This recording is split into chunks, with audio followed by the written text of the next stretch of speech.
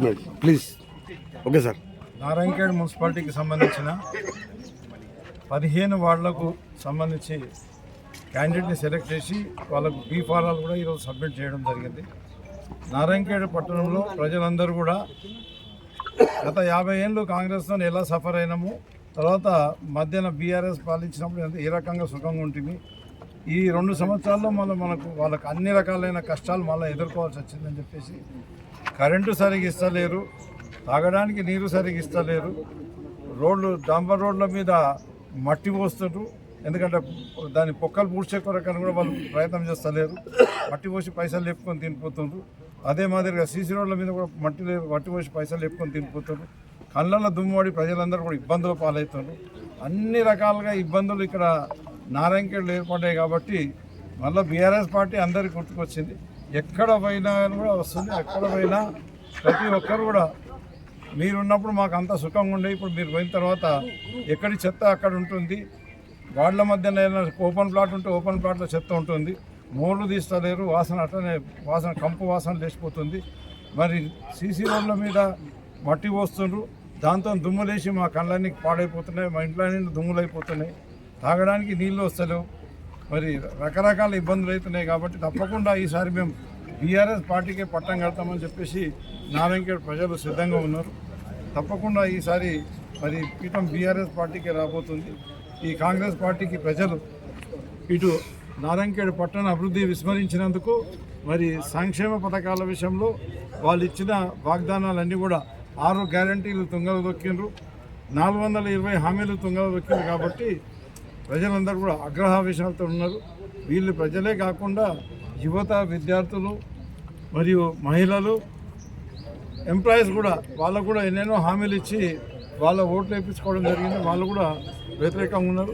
తప్పకుండా మరి ఈ కాంగ్రెస్ పార్టీ చేసిన దౌర్జన్యాలు, అక్రమాలు, ఈ మున్సిపల్ సొమ్మంతా దోపిడీ చేసినారు. గుడుల భూములకి కూడా వాళ్ళ రియల్ ఎస్టేట్ కొరకని రోడ్లు వేసుకున్నారు. వక్ఫ్ బోర్డు భూములలో కూడా నాటకాలు ఆడి ఏ ఆర్డర్ లేకుండా కూడా మేము వక్ఫ్ బోర్డు భూమి ముస్లింలకు హ్యాండ్ ఓవర్ చేస్తున్నామని చెప్పేసి అబద్ధాలు చెప్పిండ్రు.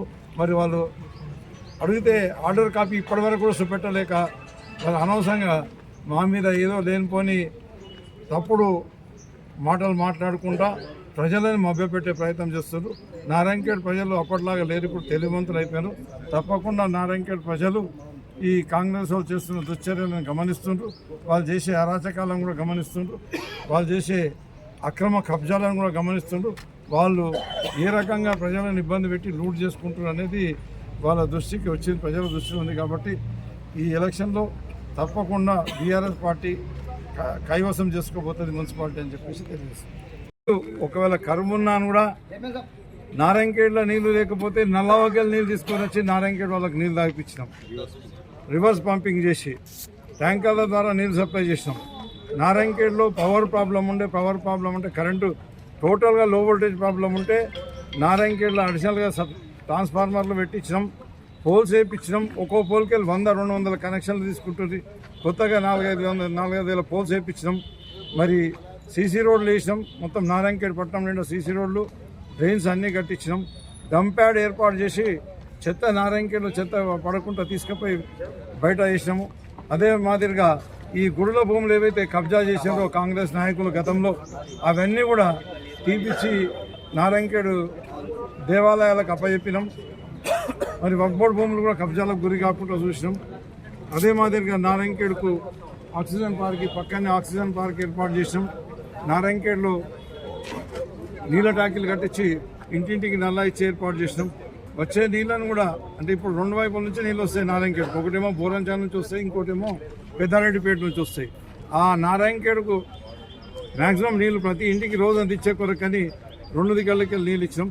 ఇప్పుడు కూడా అదే మాదిరిగా నారాయణఖేడ్కు ఏ రకమైన పరిపాలన అందించామో అంతకంటే ఇంకా మెరుగైన పరిపాలన అందిస్తామని చెప్పేసి మరి నారాయణఖేడ్ని అన్ని రంగాల్లో కూడా అభివృద్ధి చేస్తాం. ఆర్డీఓ ఆఫీస్ తెచ్చినాం, 50 పడకల దవాఖానా తీసుకొచ్చినాం. నారాయణఖేడ్కు 3 కొత్తగా గురుకుల పాఠశాల, ఎస్టీ గురుకుల పాఠశాల తీసుకొచ్చి మేము 10 నుంచి 12 వార్డులో గెలుస్తామనే నమ్మకం, విశ్వాసం అయితే మాకుంది. తప్పకుండా 10-12 వార్డులలో గెలుస్తాం. మరి పెద్ద తలకాయలే నిలబడ్డాయి. ఆ పెద్ద పెద్ద తలకాయలు ఎగిరిపోతాయని పరిస్థితి చూస్తే అట్లా అర్థమవుతుంది. వాళ్ళు గెలవమనే భయంతో ఏం చేశారంటే, ఉదాహరణకి 8వ వార్డుల మా క్యాండిడేట్ని కిడ్నాప్ చేద్దామని ప్రయత్నం చేశారు. నిన్న 24 గంటలు వెంబడించారు. ఈరోజు క్యాండిడేట్గా ఇలా వాళ్ళ బాధ తట్టుకోలేక ఎక్కడో బయటకు వెళ్ళిపోయాడు. ఈరోజు మళ్ళీ తిరిగి వస్తాడు. ఆ రకంగా ప్రతి ఒక్కరికి వేధించడము, బెదిరించడము, ఈ రకమైన దౌర్జన్యాలు చేయడం తప్పించి వాళ్ళు నారాయణఖేడ్ పట్టణ ప్రజలకు మేలు చేసింది ఏం లేదు. కాబట్టి అట్లాంటి తలకాలం కూడా తప్పకుండా ప్రజలు బుద్ధి చెప్తారు. వీళ్ళు ఎట్లుంటారంటే నాయకులు కూడా వాళ్ళ స్వార్థం కొరకని, కాంగ్రెస్ కార్యకర్తలు కూడా నేను విజ్ఞప్తి చేస్తున్నా, వాళ్ళ స్వార్థం కొరకని మిమ్మల్ని వాడుకొని మీ మధ్యన చిచ్చు పెడుతుండ్రు. మీకు టికెట్లు ఇస్తామని చెప్పేసి ఈయన మీద పోటీ చేయి, ఆయన మీద పోటీ చేయి, ఈయనకని చెప్పేసి రకరకాలుగా నామినేషన్ లేపించి మీ అందరికీ దోకా చేశారు. కాబట్టి మీరు వాళ్ళకు ఈ ఎలక్షన్లో గుణపాఠం తప్పకుండా చెప్పాలని చెప్పేసి నేను ఎవరైతే నామినేషన్ వేయించి వాళ్ళని తర్వాత అవమానపరిచిండ్రో వాళ్ళందరూ కూడా ఈ ఎలక్షన్లో బుద్ధి చెప్పి మరి బీఆర్ఎస్ పార్టీకి మద్దతు చేయాలని చెప్పేసి నేను వాళ్ళందరూ కూడా విజ్ఞప్తి చేస్తాను. Thank you sir.